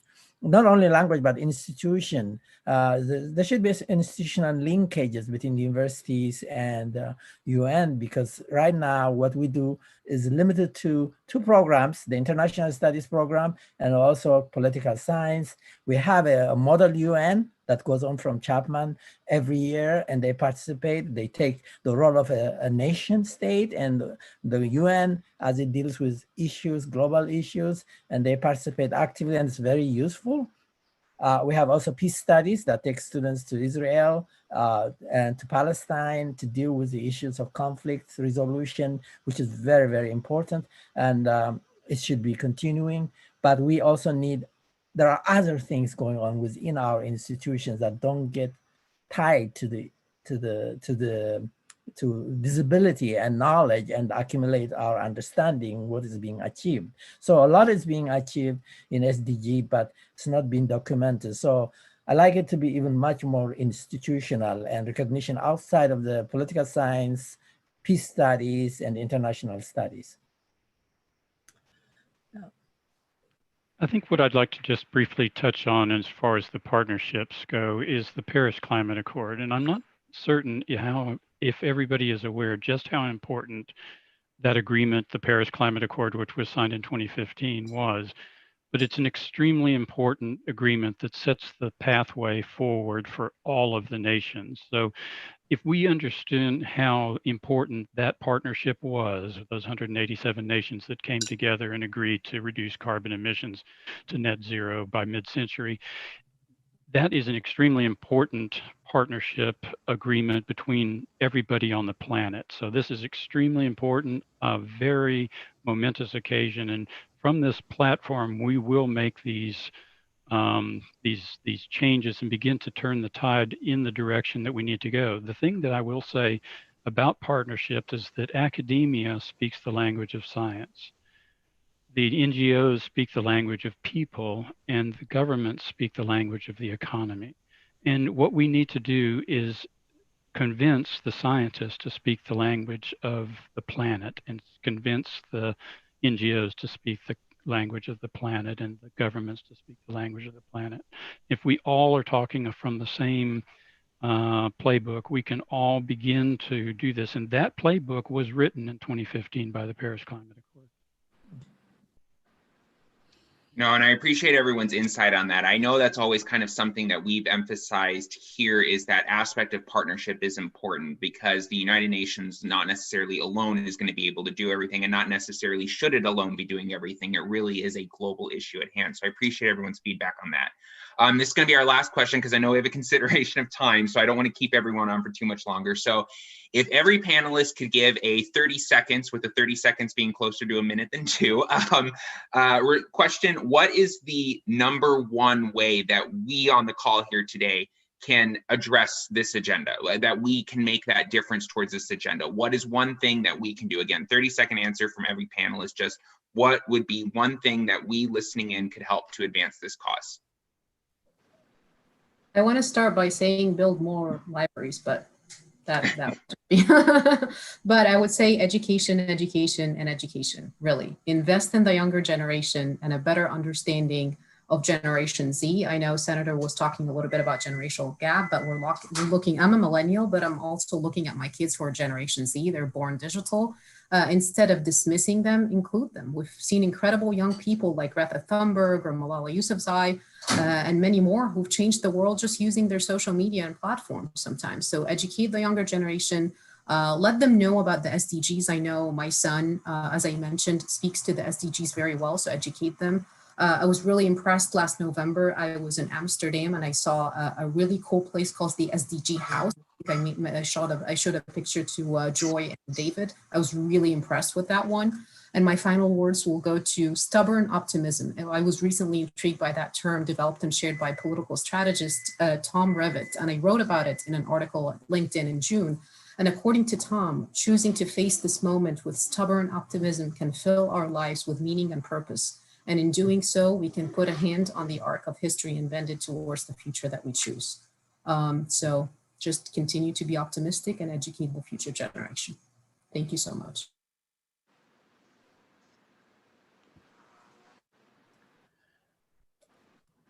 If one word I would say is that climate change is real. It's not going to go away. Our Earth will survive. The globe will survive. We may not survive. So we say the Earth will protect the Earth. The Earth doesn't need our protection. We need to protect ourselves from destroying ourselves. Really, the serious issue is not about the Earth. The Earth will go on, you know. It goes on through cycles and it will reborn again. There's no problem with the universe. The universe is fine. We're in trouble. So I think we should pay attention. The UN should be strengthened, and we should work to go towards common, sustainable life in the future. We're really in danger.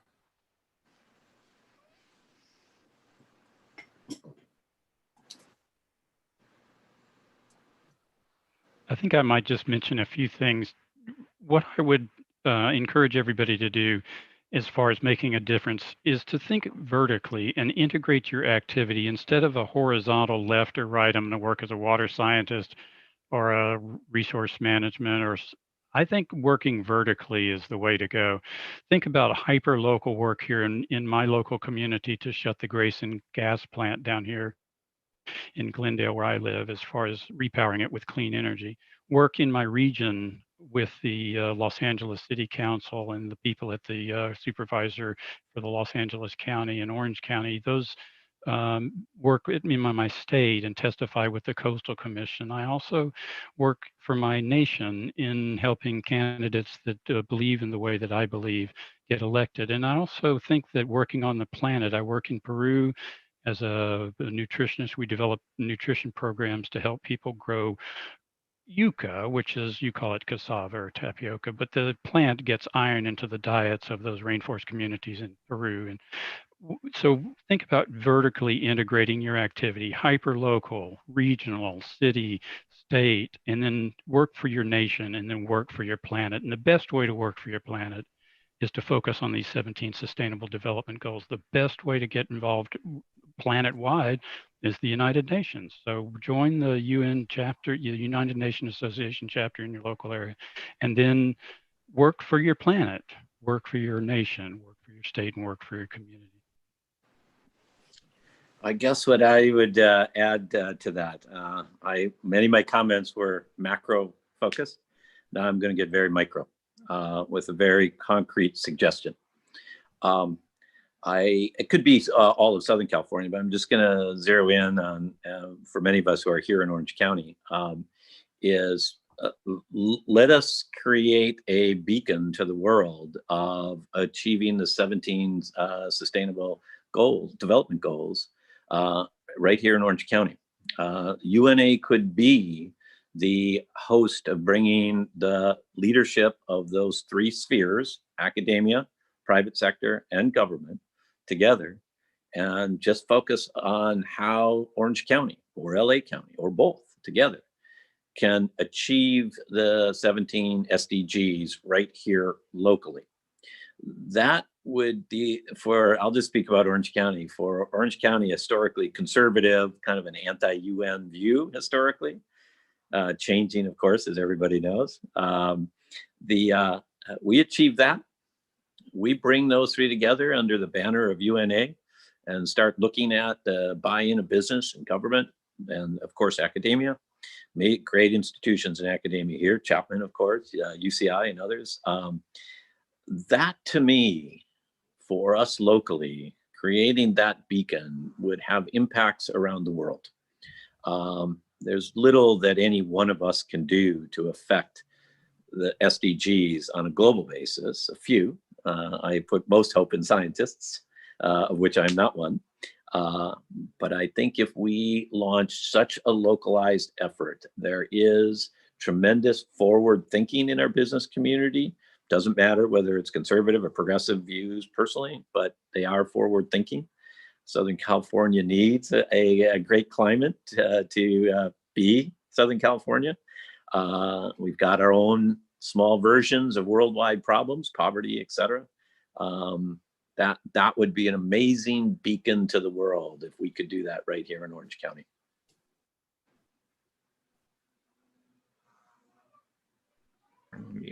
Thank you, everyone, for your answers. I really do appreciate it. First off, I want to give a big round of applause to our finalists, our panelists. I really want to thank you for being here today. It made a big difference, yes. And I really want to appreciate everyone's feedback focusing on the goals. I know today is the 75th anniversary of the signing of the charter. And so we look back at an institution that was developed for one maybe somewhat singular reason, and we see the way in which it's developed now over the past 75 years and where it needs to go from here. And I think that commitment on a local moving up to a global level really is important, and all the factors that were considered here today from everyone's point of view, I really appreciate it. I know we're all very intrigued by what you had to say, and again, we really appreciate it. So with that, I'm going to turn it back over to Issa, who will wrap us up.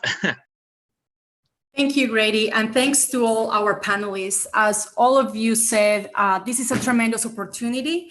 And as you recall, when we created this event, that was our main idea. Our main idea was to reflect past, present, and future, looking about the power of partnership. So then if you recall, we have another member who was Carla Valenzuela.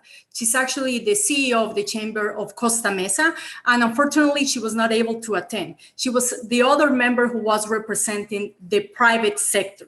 Just like Joe said, Senator Joe Dan, we totally agree that we need partnership among these institutions. It's academia, private sector, the government, which in a way is represented with Senator Joe Dan, and then of course, we're also tightening it to NGOs. We know academia, private sector, NGOs, and then the government, they need to work together. But then what we need to do is that we need to think that they are the ones who communicate with the people, with the planet, and they are the ones who are bringing the prosperity in order to achieve the peace that we all want. Something that I want to finalize before moving into Barry Simon, who's actually going to do the closing remarks, is that the power of partnership is something that in order to make this happen, we really need to move our personal agendas institution agendas, and our ego. And I think that that's the key of moving forward into making things a balance. Now, I want to move forward with Barry Simon. We have our very own Barry Simon, who is actually the president of the Southern California division, and he's currently also serving as a Southern California national representative. He's going to be giving us today the closing remarks. And Barry Simon was born and raised in Portland, Oregon. He's the youngest of 3 sons. After attending the University of Oregon and graduating from Portland State University, majoring in business and psychology, he moved to California. The events of the 60s and the 70s, assassinations, war, poverty, etc., led him to want to make a difference, to improve the quality of life for all people by creating and facilitating corporate and community events. Thanks, Barry. Thank you very much, Isabel. And what an extraordinary panel. What a great event to have been able to witness. And I thank you very much. As Isabel mentioned, I'm the president of the UNA Southern California Division. And within the division are the 10 chapters in Southern California, from San Diego to Santa Barbara and LA to the Coachella Valley. Orange County is one of our oldest and strongest chapters in the country, and it's a real honor for me to be with you today. Recently, Isabel was co-chair of our 13th annual West Coast Global Forum that the division hosts every year, and we launched the UN75 events early, October 14th, in order to not conflict with all the chapter and national events around the country. The theme of that event was the UN75, creating a sustainable future, what's possible.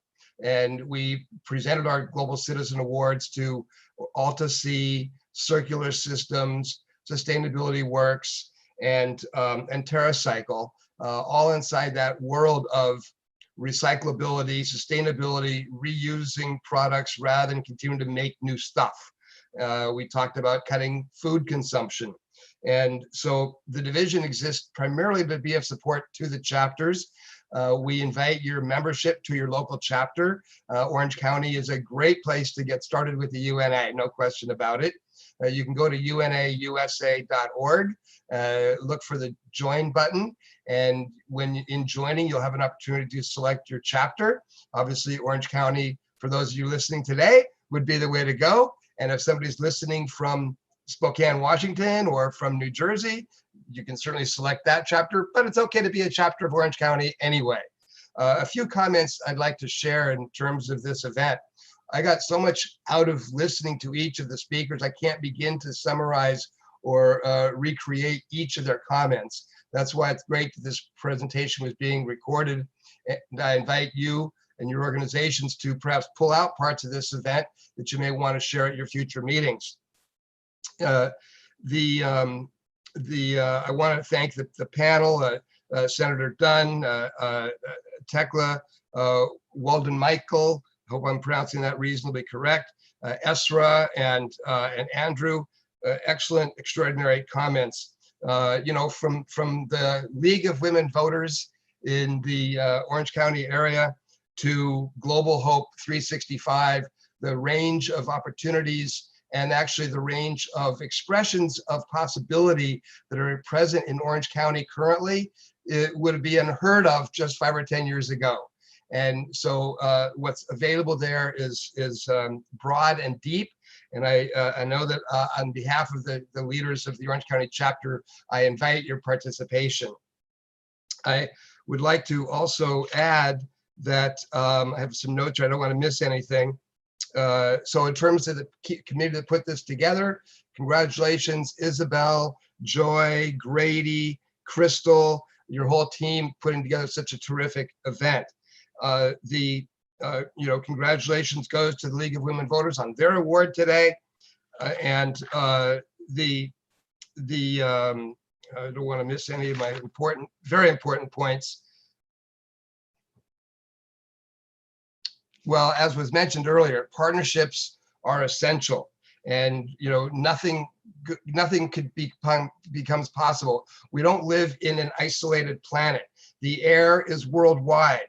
Our experiences of racism extend beyond the United States borders in various forms around the world.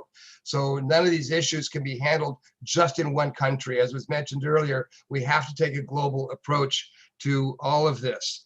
And it's possible to do that through your investing dollar. You know, we think that, well, we live our lives, but then we might invest our IRAs or our 401ks in some other investments that may not be so sustainable or so good for the planet. There are a number of opportunities to invest with your sustainability, with your consciousness for a better planet for all people. That certainly is available to you. And finally, I want to share that, you know, it was, I think Nelson Mandela stated it very clearly. If a person can be taught to hate, they can be taught to love. And if there's one thing that the planet could use more of, in addition to communication, it would be love. Love and compassion for each other. Some of us are very, very privileged. I live near the beach in Santa Monica. I have a nice life. I don't know what it's like to not have a toilet. And yet 4 billion people on the planet don't have adequate sanitation. So while the UN has made tremendous progress, we have a lot of work to do. And if you can imagine the UN at 100, when we come back together in 25 years, well, we'll be back together many times between now and then. And hopefully we'll all be around in 25 years. But what's possible with that younger generation that the professor so eloquently spoke of, that Professor Walden McCall spoke of, that generation, the UN was born out of the greatest generation, and we're now experiencing a new greatest generation, committed to making the planet a better place for all people. So again, as Nelson Mandela said, let your choices reflect your hopes, not your fears. And on that note, I thank you all for my ability to be with you today and for your work, for who you are on the planet as committed individuals. I'm looking around the screen at the various people that are on this platform today.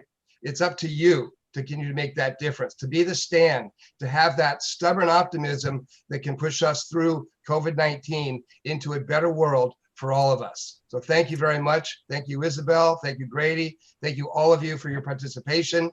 Go out there and make it a better world. Thank you. Yes. Awesome.